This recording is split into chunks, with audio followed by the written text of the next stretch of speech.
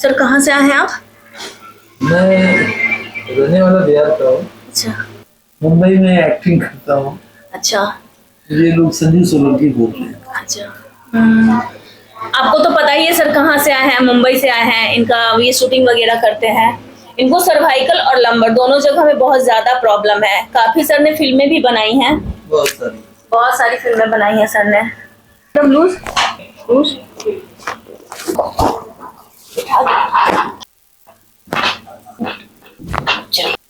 ये थोड़ा सा पैर आपका है, ये थोड़ा छोटा है, शॉर्ट है ये। अच्छा। ये लेग, हाँ।